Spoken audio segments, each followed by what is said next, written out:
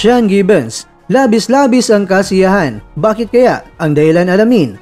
Coach Jason Casimero, sinagot na ang mga batikos ng mga fans sa sinabi niyang diskatitol sa laban ni John Riel Casimero kontra yan kay Kyunosuke Kameda. Coach Jason, naniniwalang tama ang sinabi niya. Narito ang buong kwento. Sa naglalaki ang ilaw ng Toyota Arena sa Tokyo nitong November 24, 2025, muling umangat ang pangalan ng Amerikanong boksingero na si Raiz Alim matapos siyang talunin via unanimous decision ang pambato ng Japan na si Mikio Iron Fist Nakano. At kung may taong halos hindi mapantayan ng tuwa, yun ay walang iba kundi itong si Sean Gibbons, ang head ng Manny Pacquiao Promotions, na kitang-kita na labis ang galak sa kabiguan ng Japanese rising star at tagumpay ng kanyang mandirigma sa 12-round International Boxing Federation Final World Title Eliminator. Ipinakita ni Alim ang napakataas na antas ng karanasan at talino sa ring. Hindi nadala sa agresyon ni Nakano. Gumamit siya ng maingat na paggalaw, precision kontrapukol at matibay na depensa. Si Nakano, na kilala sa bansag na Manos de Acero o Iron Fist, ay hindi makakuha ng malinaw na bintahe. Pilit siyang pumapasok, pilit naghanap ng trade. Ngunit si Alim ang mas nakakakuha ng malilinis na tira. Sa round 10, nabigla ang buong arena ng pabagsakin ni Alim si Nakano gamit ng isang right straight. Kahit nakabangon ng hapon, doon na tumibay ang kontrol ni Alim sa laban. Sa huling round, sumubok pang umurong pasulong si Nakano at nagpakawala ng mabibigat na suntok. Ngunit hindi ito naging sapat upang mabawi ang mga puntos. Narito ang opisyal na score ng mga orado: 115-112, 116-111, 118-109. Lahat pabor kay Alim. Ito ang unang pagkatalo ng Japanese knockout artist matapos ang 14 na sunod na panalo mula noong 2018. Isang napakasakit na gabi para sa kanya. Hindi naman naitago ni Sean Gibbons ang tuwa sa panalo ni Alim. Ayon sa ulat, maligaya itong nagdiwang kasama ng kampo ng Manny Pacquiao Promotions. Narito naman ang mapahayag na inugnay kay Gibbons. Ito ang klase ng performance. Nagpapakita kung bakit si Alim ay world class. Panalo sa puso, panalo sa disiplina, at panalo sa talento. Napaka-peligrosong laban ito para sa kanya dahil nasa teritoryo ng Hapon, pero pinatunayan niyang siya ang mas veteranong mandirigma. Matagal na inaabangan ni Gibbons ang pagbabalik ni Alim sa world title picture at dahil sa panalo niyang ito, mas lalong lumakas ang posibilidad ng isang malaking titulo. Isang napakabigat na gabi naman para kay Mikio Nakano. Siya na sana inaasahan na susunod na sasabak sa world title fight. Ngunit ang pagkatalo kay Alim ay nagbalik sa kanya sa isang mas mahirap na landas. Ang kanyang pangarap na maging world title challenger ay pansamantalang napigil at ngayon ay kailangan niyang magsimula ulit. At para kay Gibbons, isa lang ang direksyon. Alim is back at naghanda na siya para sa isang world title fight.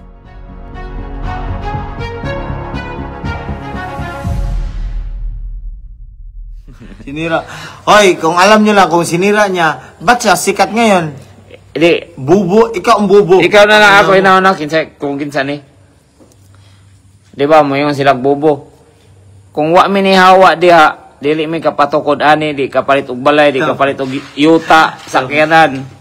Mo na ako gingon nimo, pero welcome ka. Wala dili jud kumukon ko animo. Dili ko mag Welcome ka sa table. Dili jud ko dili ko mag black, dili ko kay ngano. Kwarta man na. Kwarta na. React lang, react, wala problema, react. Himo lang kag kuan kung unsa nimo buhaton.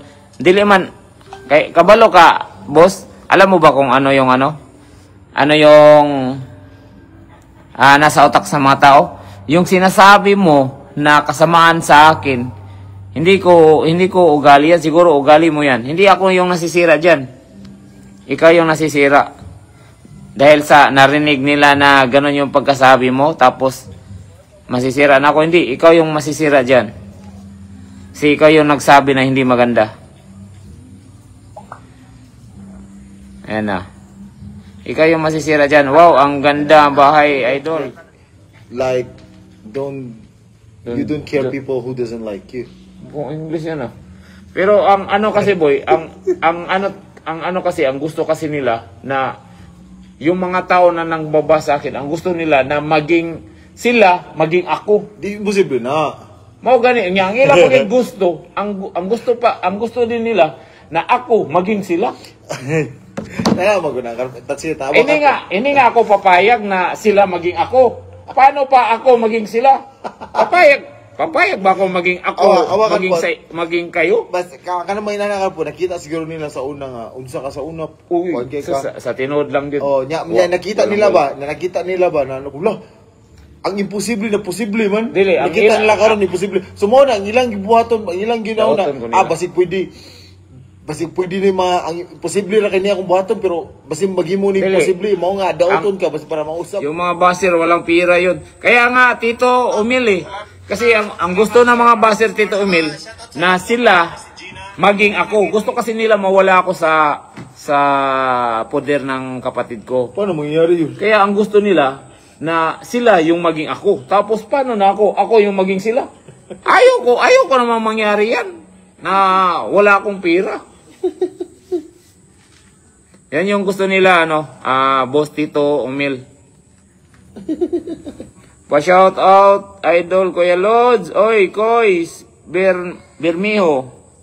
Dol, gaya ko Gcash ko na boy ni Conbor. Number. Ariel. Sindan ako. I-follow nyo muna si Rugby Boy guys para bigyan kayo ng Gcash. Di ano na lang boy. Hindi na Uno, lang. ako Rugby TV ba? Wala, ay na natin. Dili na lang. Ang unsa man na imo karon. Kung Dondon. naka professional dashboard. Wala po ako daw. I-professional dashboard na pa.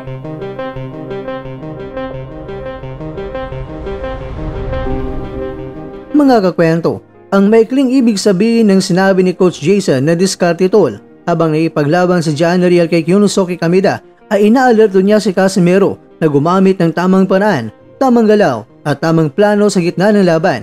Hindi ito literal na utos ng specific na teknik, kundi paalala na huwag padalos-dalos, huwag sumabay sa bakbakan. Gamitin ang utak, sundin ang game plan at maging maingat sa bawat pasok at bitaw ng mga suntok. Diskarte tol, sa tamang strategy gumamit ka, huwag yung bara-bara.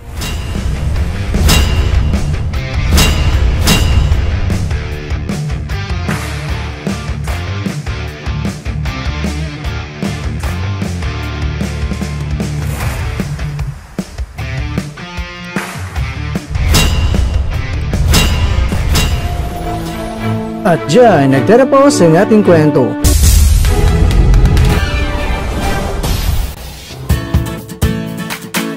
Maraming salamat mga kakwento sa inyong panonood. Pero baka naman mga kakwento ay nagustuhan niyo po ang kwento natin ngayon. Baka pwede niyo po akong mabigyan dyan ng like, subscribe at pa-click na rin sa bell button.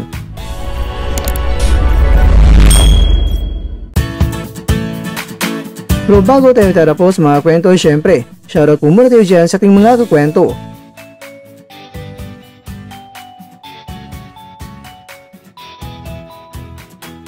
At ikaw kwentong nanonood ngayon, shoutout sa iyo dyan. Bueno, lang dito na po muna ang ating kwentuhan.